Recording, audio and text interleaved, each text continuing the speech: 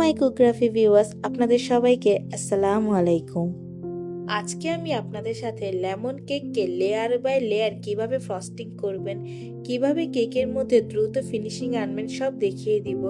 সাথে simple Korean স্টাইলে কেকের ডেকোরেশনটিও শেয়ার করব। তাহলে চলুন দেখে আসি। প্রথমে আমি 3টি ডিমের লেমন স্পঞ্জ কেকের বেস নিয়েছি। এই 3টি ডিমের যে লেমন স্পঞ্জ কেকটি আমি নিয়েছি, এরও একটি রেসিপি আমি আপনাদের সাথে শেয়ার করেছি আমার ইউটিউব চ্যানেলে, আপনারা চাইলে দেখে আসতে পারেন। এখন একটি টার্নিং টেবিলের উপর 12 ইঞ্চি সাইজের রাউন্ড বোর্ড নিয়ে এর মধ্যে সামান্য ক্রিম লাগিয়ে নিচ্ছি। এর মধ্যে আমি লেমন বেসের প্রথম লেয়ারটি বসানোর আগে আপনাদের সাথে একটি ছোট্ট হ্যাক শেয়ার করতে চাই। আপনারা অনেক সময় খেয়াল করবেন টার্নিং টেবিল থেকে বোর্ডটি সরে সরে আসে। এখন এই টার্নিং টেবিলের উপর আমি একটি কাপড় বসিয়ে দিচ্ছি, আপনারা চাইলে টিস্যু বসিয়ে নিতে পারেন। এখন সামান্য পরিমাণে পানিকে স্প্রে করে এর উপর আমি বোর্ডটিকে বসিয়ে দিব, তাহলেই দেখবেন বোর্ডটি আর সরে আসবে না। এইভাবে করে কাজ করলে আমাদের কেকের কাজ করতে আরো সহজ হয়ে যাবে। এখন এই বোর্ডের মধ্যে আমি প্রথম লেয়ারটিকে বসিয়ে ভালো করে চেপে নিচ্ছি। এখন এর মধ্যে তৈরি করে রাখা লেমন সোকিং সিরাপকে ব্রাশ করে নিচ্ছি চারদিকে। কেকের মধ্যে প্রপারলি সোকিং সিরাপ সোকিং হয়েছে কিনা এটার বোঝার জন্য হাত দিয়ে কেকের চারপাশে চেক করে নিতে পারেন। যদি কেকের চারপাশে ভেজা ভেজা মনে হয় তাহলে বুঝতে হবে সোকিং সিরাপটি পারফেক্টলি কেকের মধ্যে সোক হয়ে গেছে। এখন একটি পাইপিং ব্যাগের সাহায্যে লেমন ক্রিমকে নিয়ে কেকের চারপাশে ক্রিমকে ফিল করে নিচ্ছি। এখন এই প্যালেট নাইফের সাহায্যে লেমন ক্রিমকে ভালো করে স্প্রেড করে এর মাঝখানে একটি স্রোয়াল তৈরি করে নিব। আমি যখনই ক্রিমের মধ্যে কোনো ধরনের ফিলিং বা গানাশকে ইউজ করি, আমি সবসময় ক্রিমের মধ্যে প্যালেট নাইফ দিয়ে এভাবে করে সোয়াল তৈরি করে নেই। এতে করে হয় কি, কোনো ধরনের ফিলিংস বা গানাশ কেকের ক্রিমের থেকে বাইরে চলে আসে না এবং কেককে নষ্ট করে না। এখন এই ক্রিমের মধ্যে আমি লেমন কাটকে ভালো করে দিয়ে দিচ্ছি। আপনারা অবশ্যই লেমন কাটকে পরিমাণে একটু বেশি দিবেন, না হলে কিন্তু লেমন কেকের আসল স্বাদটি পাবেন না। আমি কেকের মধ্যে যে লেমন কাটটি ইউজ করেছি এর একটি রেসিপি আমার পেজে দেওয়া আছে, আপনারা চাইলে দেখে আসতে পারেন, আমি উপরে লিংক দিয়ে দিব। এখন আমরা এই কেকের উপর সেকেন্ড লেয়ারটিকে বসিয়ে আবারও ভালো করে সোকিং করে নিচ্ছি। স্পঞ্জ কেকগুলোর মধ্যে অবশ্যই সোকিং করে নেওয়া খুবই গুরুত্বপূর্ণ একটি জিনিস, এতে করে কেক খেতে শুষ্ক মনে হয় না। এখন এই কেকের মধ্যে আবারও লেমন ক্রিম ও লেমন কাটকে ইউজ করে প্যালেট নাইফ দিয়ে সমান করে নিব। অবশ্যই লেয়ারে লেয়ারে লেমন কাটকে বেশি করে ইউজ করবেন, এতে করে লেমন কেকটি খেতে আরো দ্বিগুণ টেস্টি হবে।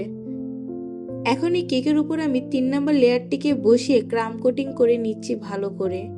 ক্রাম কোটিং করার আগে অবশ্যই লাস্টের লেয়ারটিকে একটু বেশি সোক করতে হবে, যেহেতু এটা নিচের দিকে বেক বেশি হয় এর জন্য।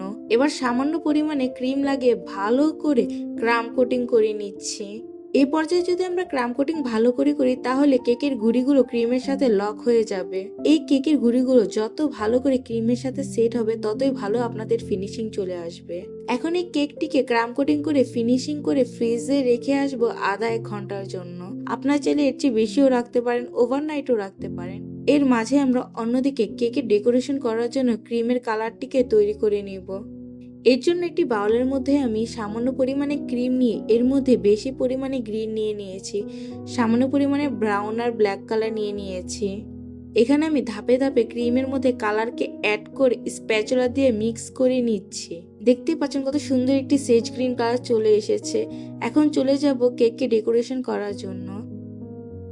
এখন কেকটিকে ফ্রিজ থেকে নিয়ে এসেছি, দেখতেই পাচ্ছেন কত ভালো করে ক্রামগুলো ক্রিমের সাথে সেট হয়ে গেছে। এখন একটি পাইপিং ব্যাগের সাহায্যে কেকের চারপাশে ও উপরে ক্রিমের লাইন টেনে নিয়েছি।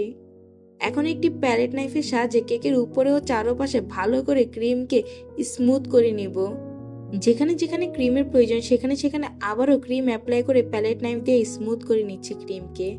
এবার একটি স্টিলের স্ক্রাপার দিয়ে কেকের চারপাশে ভালো করে ঘুরিয়ে ঘুরিয়ে কেকের চারপাশে সমান করে নিচ্ছি। দেখতেই পাচ্ছেন কত দ্রুত আমার কেকের মধ্যে ফিনিশিং চলে আসছে। ক্রিমকে জাস্ট হালকা নরম রাখলে কেকের মধ্যে ফিনিশিং ভালো করে চলে আসে। আপনারা যদি ভিডিওটি ভালো করে লক্ষ্য করে দেখেন তাহলে দেখবেন আমি কিভাবে উপরের সারফেসটিকে ক্লিন করে নিয়েছি।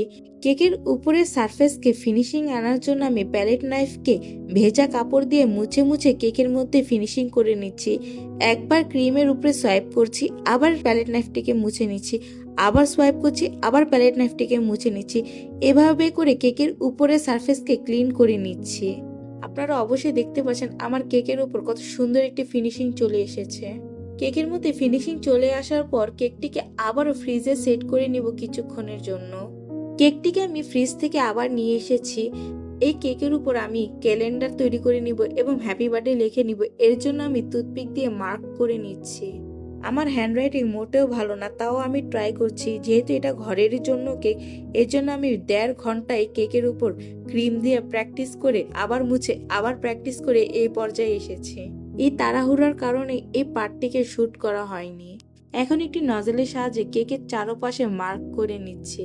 এখন মার্ক করা জায়গাগুলোর মধ্যে আমি বড় সাইজের ডট নজল নিয়ে এভাবে করে ডিজাইন তৈরি করে নিয়েছি। এই কেকের কিছু পিক আমি আপনাদের সাথে লাস্টে শেয়ার করব, অবশ্যই দেখে আসবেন। আজকের এই ভিডিওতে আমি আপনাদের সাথে দ্রুত ফিনিশিং এর সাথে কিভাবে লেমন কেককে তৈরি করতে হয় সেটাও দেখিয়ে দিয়েছি।